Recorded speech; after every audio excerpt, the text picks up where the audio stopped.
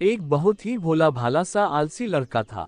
वह कोई काम नहीं करना चाहता था, बस खाना खाता, घूमता और सोते रहता था। एक दिन उसे किसी ने बताया कि एक आश्रम है जहाँ पर कुछ नहीं करना पड़ता है और हर दिन 2 समय का खाना और नाश्ता मिलता है, तुम वहाँ जा करके रहो। उस आलसी लड़के ने सोचा कि ये तो बहुत ही बढ़िया है और वह उस आश्रम में जाकर रहने को सोचा। और फिर वह भोला भाला आलसी लड़का अपना सारा सांसारिक जीवन छोड़कर उस आश्रम में जाकर रहने लगा। आश्रम में गुरुजी रहते थे, वह कुछ समय सबको प्रवचन देते थे। वह आलसी लड़का सुनता था, बाकी समय आराम करता था और फिर भरपेट खाना खाकर सो जाता था। ऐसे ही उस लड़के का दिन गुजरता गया। एक दिन उस आश्रम में कुछ भी नहीं बना। नाश्ते के समय नाश्ता नहीं मिला। उसने सोचा, नाश्ता नहीं मिला, भोजन तो मिलेगा। अब भोजन के समय भी उसे भोजन नहीं मिला। लड़का दौड़ करके गुरु जी के पास गया और उसने पूछा कि आज भोजन क्यों नहीं बना। गुरु जी ने कहा कि बेटा, आज एकादशी है और जितने भी आश्रम के सदस्य हैं उनका उपवास है और तुम्हारा भी आज उपवास है, आज भोजन नहीं बनेगा। वह लड़का आलसी था और उसे भूख भी बहुत लगता था। उसने गुरुजी से बोला कि मैं उपवास नहीं रहूंगा, मुझे भूख लगी है, मैं खाना खाऊंगा। गुरुजी ने बोला ठीक है, जाओ भंडारे में से सामान लेकर के आओ और आश्रम में नहीं, बाहर ले जा करके बना लो, लेकिन याद रखना भोजन बनाने के बाद सबसे पहला भोग भगवान को लगाना और फिर तुम प्रसाद पाना। वह लड़का बोला ठीक है और फिर अनाज लेकर नदी की ओर पहुंचा। भोजन पकाने लगा, तैयार हुआ। उसके बाद कहने लगा कि भगवान श्री राम आइए, पधारिए, भोग लगाइए। अब जब उसे लगा कि भगवान तो आ नहीं रहे हैं, तो फिर कहने लगा कि मुझे मालूम है आपको तो अच्छा खाने की आदत है, मैं बना नहीं पाया और मुझे अच्छा भोजन बनाने भी नहीं आता, लेकिन जो भी रूखा सूखा बना है आकर खा लीजिए। भगवान श्री राम उसकी सरलता पर बहुत ही प्रसन्न हुए और उस लड़के को दर्शन दे दिए। उसने देखा कि भगवान श्री राम आए हुए हैं और उनके साथ में माता सीता भी आई हुई है, लेकिन लड़के ने सिर्फ 2 लोगों के लिए ही भोजन बनाया था, एक अपने लिए और दूसरा भगवान के लिए। और अब क्योंकि भगवान के साथ माता सीता भी आई हुई थी, तो उसने उस भोजन को माता सीता और भगवान के सामने ग्रहण करने के लिए रख दिया। भगवान श्री राम और माता सीता ने भोजन किया और उसके बाद जब वह जाने लगे तो ये भोला सा आलसी सा लड़का बोला कि प्रभु आप आए, दर्शन दिए, बहुत अच्छा लगा, मुझे खाने को कुछ नहीं मिला, लेकिन कोई बात नहीं, आपसे एक विनती है कि अगली बार जब आप आएंगे तो कितने लोग आएंगे ये बता दीजिए, ताकि मैं उतने लोगों के लिए भोजन बनाकर रखा रहूं। भगवान श्री राम मन ही मन मुस्कुराए और फिर अंतर ध्यान हो गए। लड़का आश्रम गया, दिन बीतता गया और फिर एकादशी का दिन आया और इस बार उसने 3-4 लोगों के लिए अनाज लेकर के खाना बनाने के लिए नदी के किनारे पहुंचा और उसने बड़े प्रसन्नता से भोजन बनाया और इंतजार करने लगा कि प्रभु आइए और भोग लगाइए।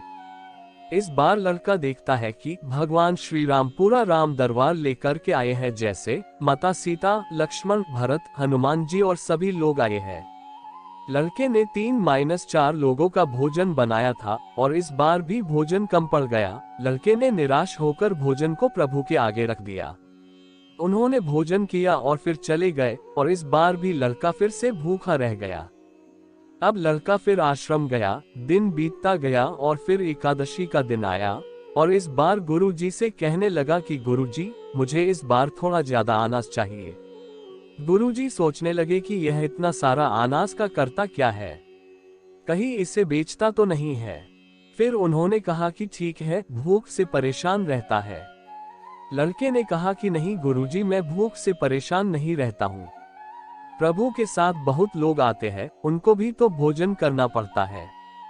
गुरुजी को लगा कि लड़का पागल हो गया है, लेकिन गुरुजी ने सोचा कि चलो एक बार चलकर देखते हैं कि लड़का इस अनाज का करता क्या है। वह भोला सा लड़का अनाज लेकर के नदी के किनारे पहुंचा और इस बार भोजन बनाया ही नहीं।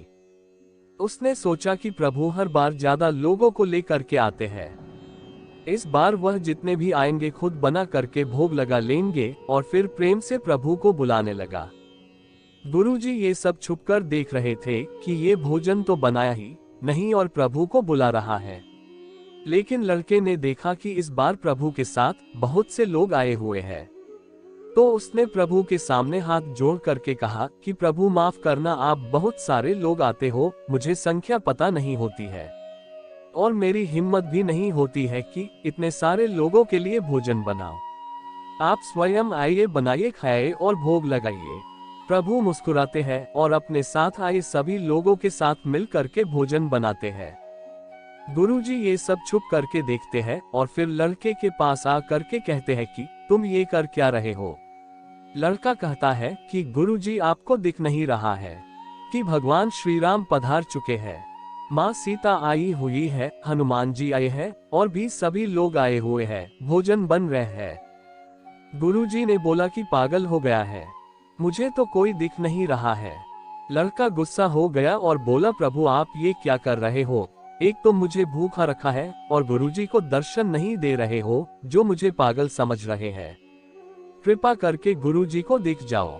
भगवान बोले, नहीं, मैं इन्हें नहीं दिख सकता। लड़का बोला, क्यों नहीं दिख सकते, मेरे गुरुजी तो बहुत महान है, बहुत बड़े ज्ञानी और ज्ञाता है। भगवान बोले, हाँ ज्ञानी और ज्ञाता होंगे, लेकिन तुम्हारी तरह सरल नहीं है। जो सरलता तुम में है वो तुम्हारे गुरुजी में नहीं है। लड़के ने ये बात गुरुजी से कह दी कि भगवान श्री राम कह रहे हैं कि आप में सरलता नहीं है, आप मेरी तरह सरल नहीं है, इसलिए आपको नहीं दिख सकते। गुरुजी की आंखें नम हो गई और रोने लगे कि और बोले कि बिल्कुल सही कहा, मेरे अंदर तुम्हारे जितना सरलता नहीं है। और फिर माफी मांगने लगे। फिर भगवान ने गुरुजी को भी दर्शन दिए। ये कहानी हमें सिखाती है कि जीवन में सरलता सबसे आवश्यक है। जितने सरल बने रहेंगे उतना जीवन में आगे बढ़ते चले जाएंगे। जब आप सरल होते हैं तो आप खुद भी मुस्कुराते हैं और दूसरों को भी मुस्कुराने की वजह देते हैं। अगर ये वीडियो आपको अच्छी लगी तो कृपा करके इस वीडियो को लाइक, कमेंट, शेयर और सब्सक्राइब जरूर करें ताकि ऐसे ही इंटरेस्टिंग वीडियो सबसे पहले आप तक पहुंचे। धन्यवाद।